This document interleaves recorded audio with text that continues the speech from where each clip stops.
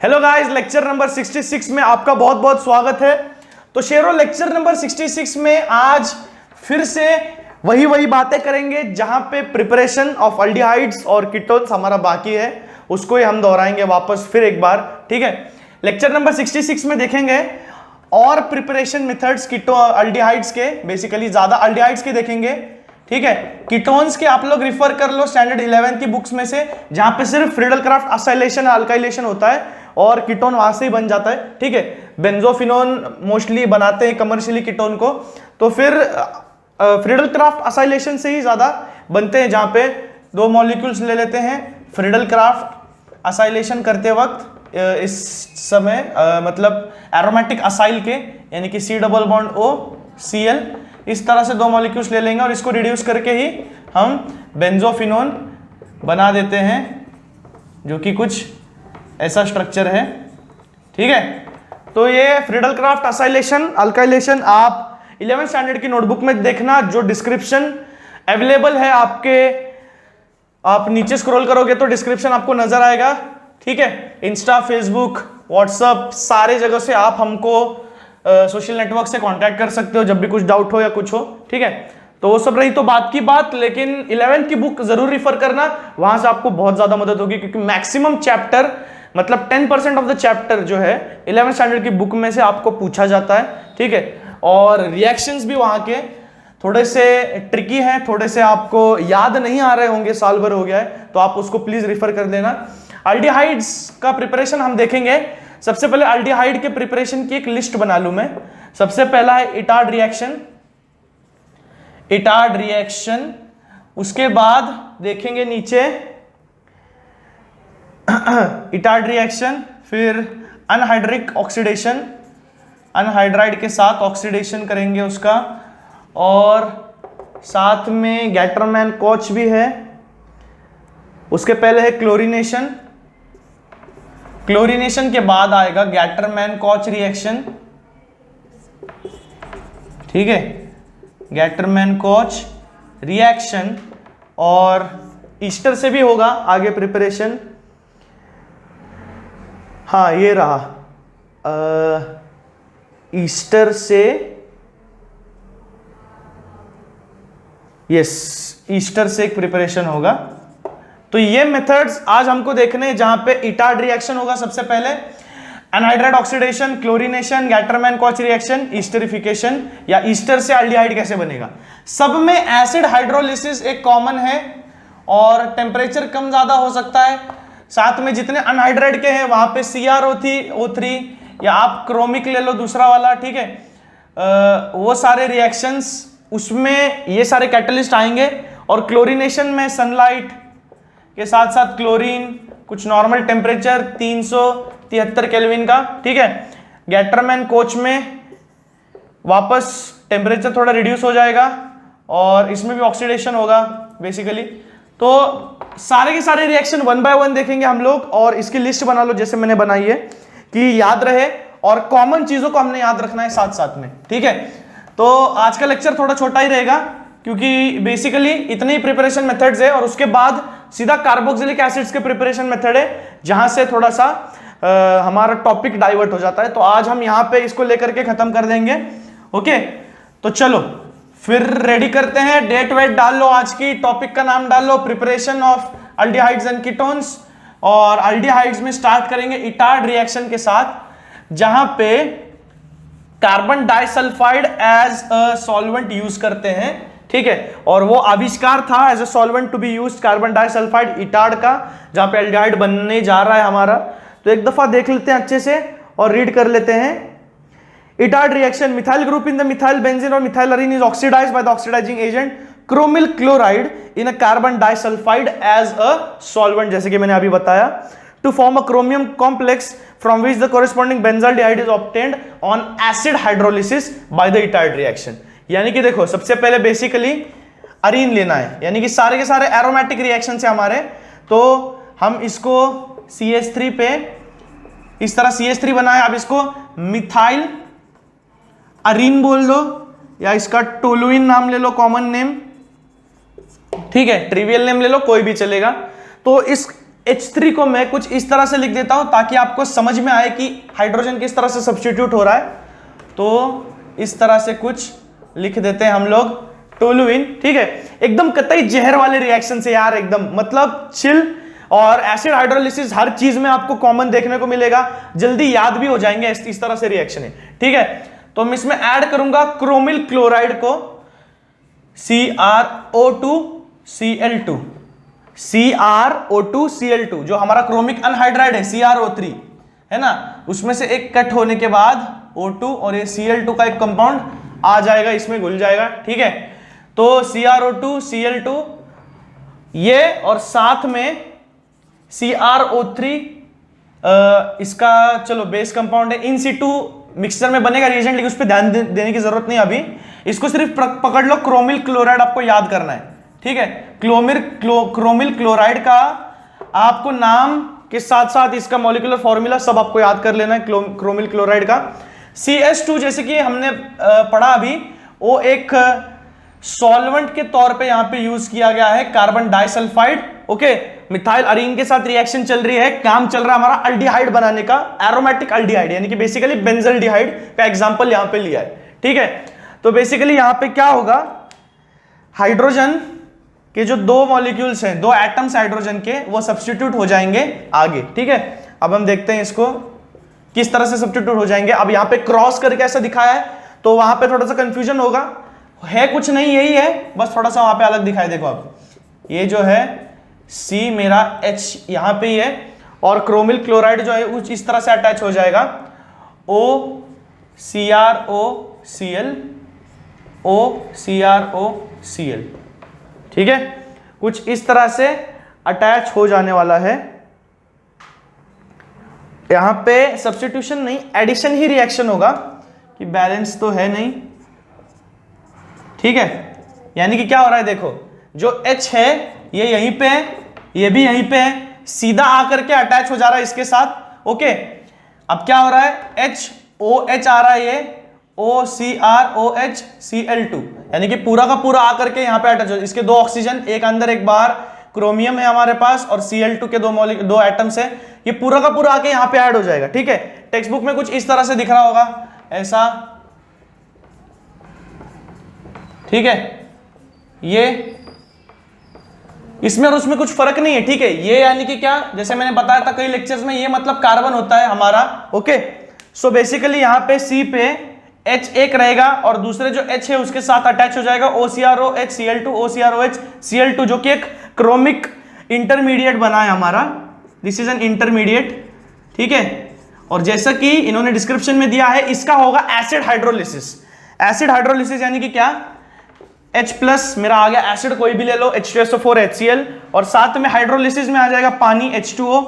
तो मैं इसको एक साथ में ऐसे लिख सकता हूं, H प्लस या H2O, ठीक है। या फिर मैं इसको ऐसे लिख सकता हूं, H3O प्लस, जैसे मैं हर दफा लिखता हूं हाइड्रोनियम आयन के तौर पे, है ना, एसिड हाइड्रोलिसिस में। तो इस तरह से लिखा मैंने, तो डायरेक्टली मेरा आ जाएगा, मेरे को मिल जाएगा बेंजल्डिहाइड, ठीक है। बेंजल्डिहाइड मिल जाएगा, और ये निकल जाएगा मेरा बाहर पानी के साथ, ठीक है। तो इसको बैलेंस कर लेना बाद में, लेकिन ये हमारा मिल जाएगा बेंजल्डिहाइड यहां पे। तो ये प्रोसेस है इटार्ड रिएक्शन। कौन सी प्रोसेस है ये, इटार्ड रिएक्शन। इटार्ड रिएक्शन में एक चीज ध्यान रखो, सॉल्वेंट के तौर पे CH2 लिखना मत भूलना, कार्बन डाइसल्फाइड सॉल्वेंट के तौर पे है। इटार्ड रिएक्शन में क्रोमिल क्लोराइड हम यूज करते हैं, आगे भी यूज करने वाले हैं। क्रोमिल क्लोराइड हम लोग यूज करते हैं, जो कि क्रोमिक अनहाइड्राइड से बनाया जाता है, आपको जो सोचने की जरूरत नहीं, क्रोमिल क्लोराइड हम लोग यूज करते हैं, और the reagent is methyl arene, और you can say toluene the common name, यानी कि एक बेंजीन रिंग और CH3 के साथ, दिस इज टोलुइन, और साथ में हमारा आ जाएगा क्रोमिल क्लोराइड, इसके साथ रिएक्ट करवा दोगे, and carbon disulphide is the solvent used here, okay, to form the intermediate. ये इंटरमीडिएट बनेगा मेरा, इंटरमीडिएट फॉर्म होगा बेसिकली एडिशन रिएक्शन H के साथ, ये पूरा का पूरा बॉन्ड हो जाएगा, ठीक है, और ये बन जाएगा इंटरमीडिएट, जो कि बहुत कम सेकंड्स के लिए रहता है। और इसके बाद सीधा एसिड हाइड्रोलिसिस करने के बाद हमको मिल जाएगा बेसिकली इस कॉम्प्लेक्स से एक अल्डिहाइड जो कि है बेंजिल अल्डिहाइड, जो यहां पे फिलहाल एग्जांपल लिया है, अगर जितना ज्यादा तुम लोग ब्रांच्ड कार्बन लोगे उतना ज्यादा कॉम्प्लेक्स अल्डिहाइड मेरा बनता जाएगा बेसिकली। समझ में आ रहा है? तो ये है इटार्ड रिएक्शन, जहां पे points, bullet points to be remember, the solvent uses disulphide and the complex used is chromium chloride. Okay, reagent is any methyl arene, ethyl arene or any of them. Okay, just the arene thing you remember. और साथ में intermediate में बनेगा मेरा addition reaction से। सो solvent याद रखना है CH2, साथ में मिथाइल अरीन और any arene will be my, alkyl arene will be my any reagent. ठीक है, the complex is chromyl chloride, intermediate will be form by addition reaction. Okay, and at the last you have to do acid hydrolysis. तो ये सारे जो bullet points है, इस तरह से आप रिएक्शन को याद कर सकते हो, इटार्ड रिएक्शन को। 5 पॉइंट है, CH2 मिथाइल अरीन है, ये कॉम्प्लेक्स इस्तेमाल किया गया है, एडिशन रिएक्शन होता है शुरुआत में, बाद में एसिड हाइड्रोलिसिस होता है जिससे हमको अल्डिहाइड मिल जाएगा। ठीक है, ये 5 पॉइंट को आप लोग याद कर लो तो अच्छा रहेगा। इटार्ड रिएक्शन के बाद ऑक्सीडेशन है मिथाइल अरीन का, यहां पे भी वही है, वहां पे भी वही है, बस टेम्परेचर थोड़ा सा कम ज्यादा फर्क आएगा और सॉल्वेंट अलग होगा या सॉल्वेंट नहीं भी होगा शायद से। ठीक है, चलो आगे का रिएक्शन देखते हैं। Oxidation by using chromic anhydride, वापस क्रोमिक ही यूज करना है।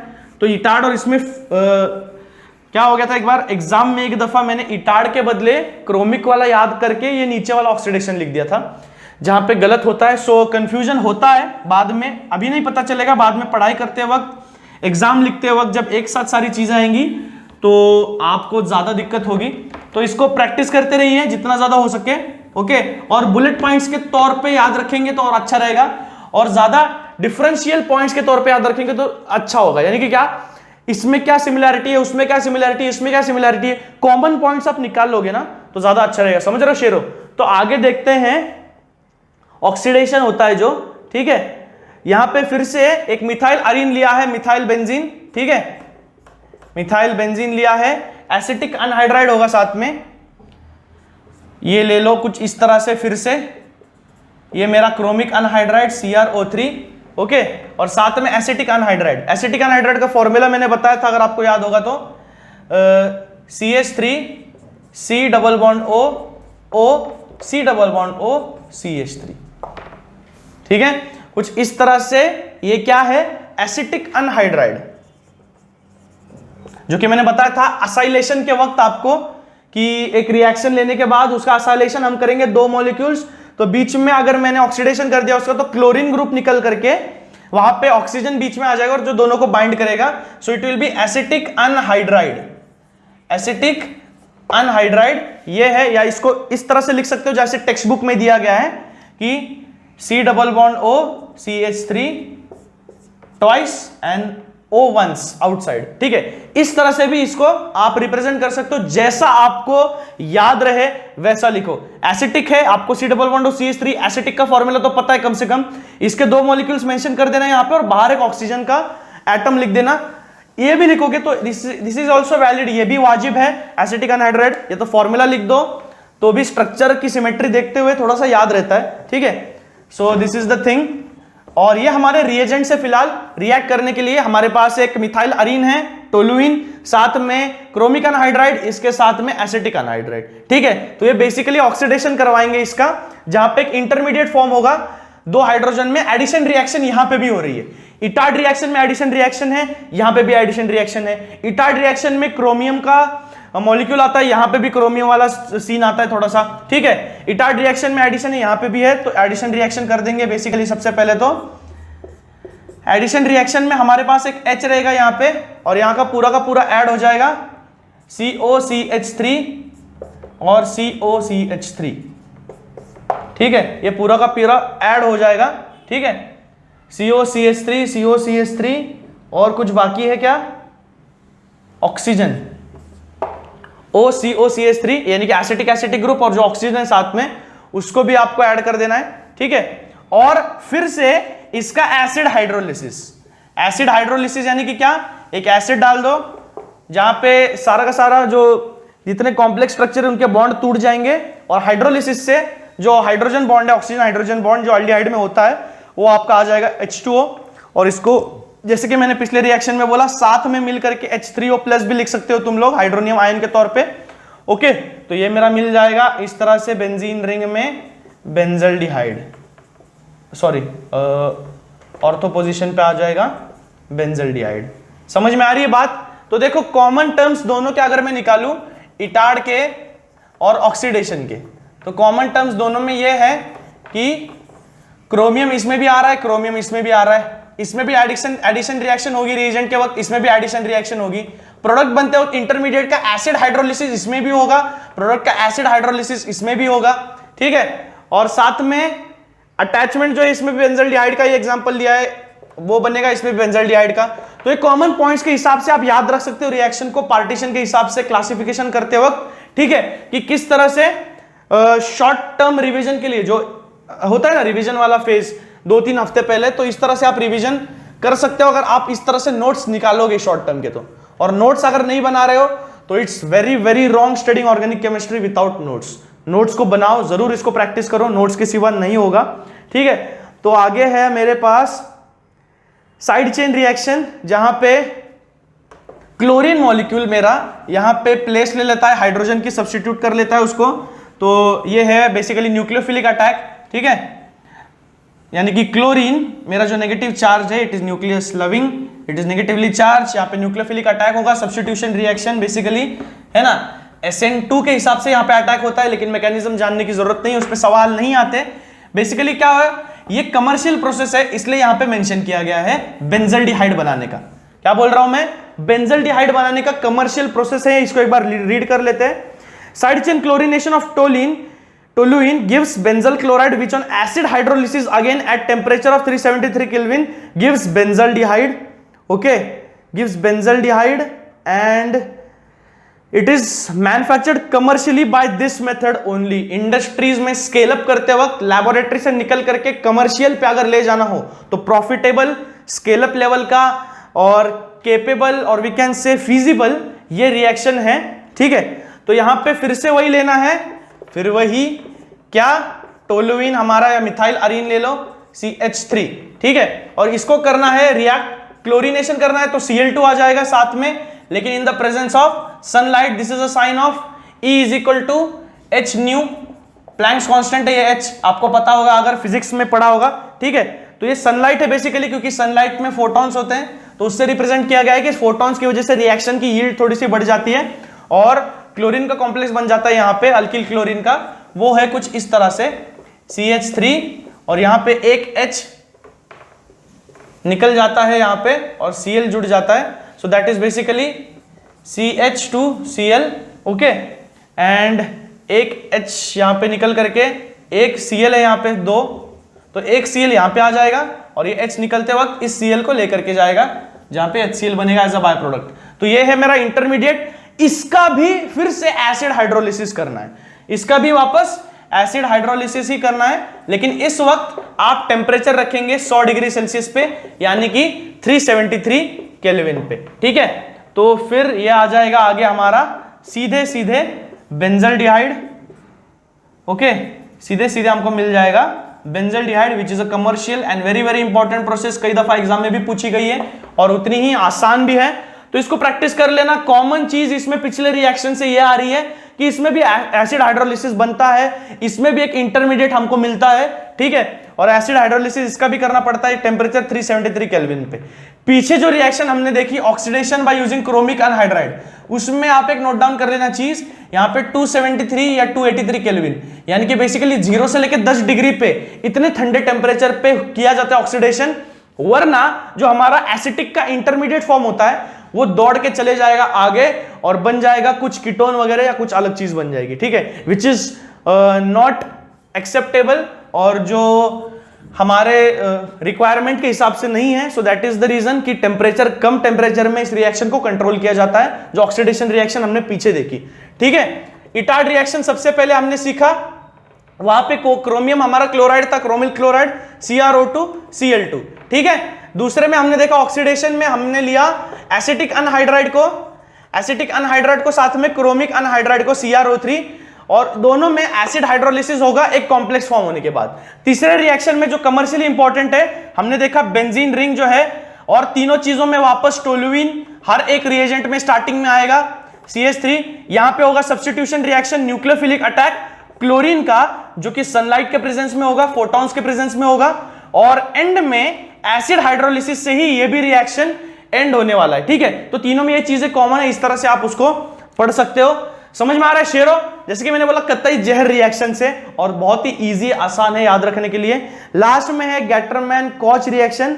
ठीक है, इसमें कार्बन मोनोऑक्साइड और HCl का इस्तेमाल किया जाता है। एनहाइड्रोसिटी इसमें भी थोड़ी सी है, जहां पे आप कपरस क्लोराइड को या एल्यूमिनियम क्लोराइड को यूज कर सकते हैं रिएक्शन का एज अ बेस, यानी कि एल्यूमिनियम क्लोराइड के बेस पे शीट पे ये रिएक्शन कैरी आउट होगी, जहां पे कार्बन मोनोऑक्साइड और HCl का रिएक्शन मिक्सचर इन सिटू बनाया जाएगा।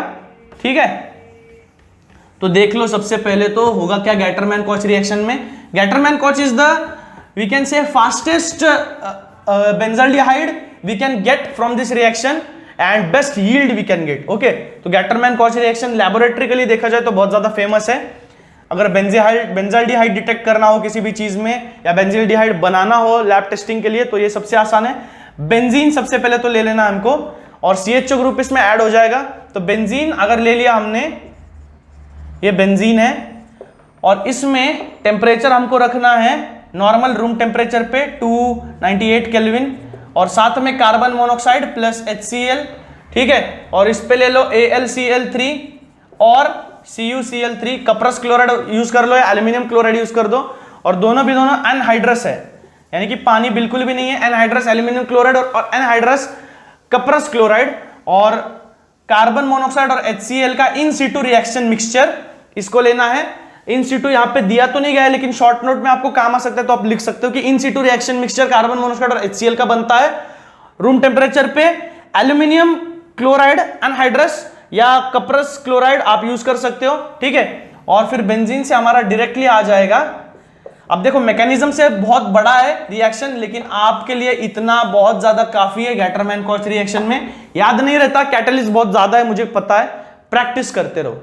ठीक है, प्रैक्टिस करते रहो, आएगा। और कॉमन चीजें निकालो, इसमें भी अनहाइड्रस है।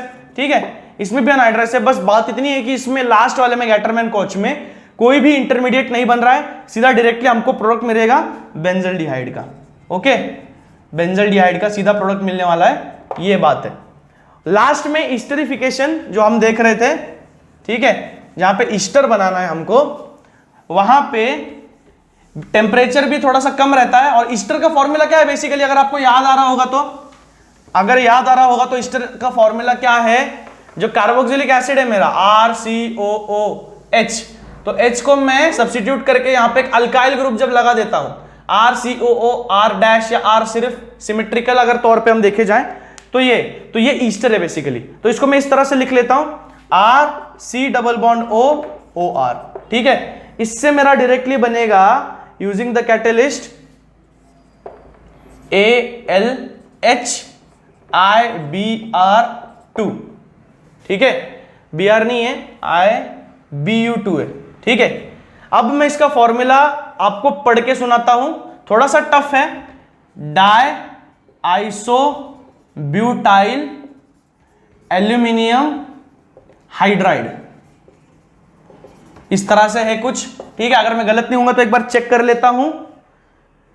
Di iso butyl aluminium hydride, yes, di iso butyl aluminium hydride. तो इस तरह से आप याद रखो उसको कि डाई आइसो में आइसो का साइन देते हुए IBU, और ये 2 निकालना है क्योंकि डाई आइसो ब्यूटाइल है, और साथ में aluminium and single hydrogen which gives the imparts the name hydride to it. So the catalyst is diisobutyl aluminum hydride. On this surface we carry out the reaction of from ester to preparing aldehyde, from where we get acid hydrolysis again here, जहां पे acid hydrolysis एक बार फिर करना पड़ेगा हमको, जो कि है सबसे पहले एसिड के साथ रिएक्शन और फिर H2O के साथ एडिशन। तो फिर ये बन जाएगा सीधा हमारा RC⋯OH, जो कि है अल्डिहाइड। ठीक है, तो इसका ड्रॉबैक बस इतना ही है, इसका ईस्टर से अल्डिहाइड बनाने का, कि यहां पे टेम्परेचर आपको रखना पड़ता है 195 केल्विन तक, यानी कि 0 से बहुत ज्यादा नीचे, बहुत ज्यादा कम। ठीक है, तो इतना टेम्परेचर यहां पे रखना पड़ता है, मेंटेन करना पड़ता है, जो बहुत ज्यादा मुश्किल है। So that's the reason, only one drawback is there. और साथ में जो हमारा कैटलिस्ट है, इसको प्रिपेयर करने में कई ज्यादा वक्त लग जाता है। इसको अच्छे से याद कर लो, डाइआइसोब्यूटाइल एल्यूमिनियम हाइड्राइड, इसको इस तरह से भी लिख सकते हैं, ठीक है, AiBH4 इस तरह से कुछ, ठीक है। लेकिन ऐसा लिखने की जरूरत नहीं है, आप सीधा ऐसे लिख दो, डाइआइसोब्यूटाइल यानी कि 2 isobutyl IBU2 aluminium hydride, H का एटम आ जाएगा। और साथ में एरो के नीचे एसिड हाइड्रोलिसिस लिख दो, डायरेक्ट H3O प्लस डायरेक्ट लिख सकते हो हाइड्रोनियम आयन के तौर पे, या अगर आपको नाम के हिसाब से याद करना है एसिड हाइड्रोलिसिस, तो एसिड यानी कि H प्लस, हाइड्रोलिसिस यानी कि H2O, ठीक है। तो ये आ जाएगा हमारा अल्डिहाइड। तो बेसिकली आज का लेक्चर हमारा यहीं पे खत्म होता है, जहां पे हमने देखे अल्डिहाइड्स के रिएक्शन। अगले लेक्चर में, लेक्चर नंबर 67 में हम लोग देखेंगे कार्बोक्सिलिक एसिड्स के बारे में, उनके प्रिपरेशन मेथड्स के बारे में, और फिर प्रॉपर्टीज की ओर बढ़ेंगे, फिजिकल केमिकल प्रॉपर्टीज, जहां से बॉइलिंग पॉइंट और दूसरा सरफेस टेंशन, ये वो, solvent, neutral, acidity, basicity, alkalinity, सारे चीज कवर होंगे, ठीक है। सो लेक्चर नंबर 67 में मिलते हैं, तब तक के लिए लाइक, शेयर और सब्सक्राइब, ये 3 चीजें करना बिल्कुल मत भूलना।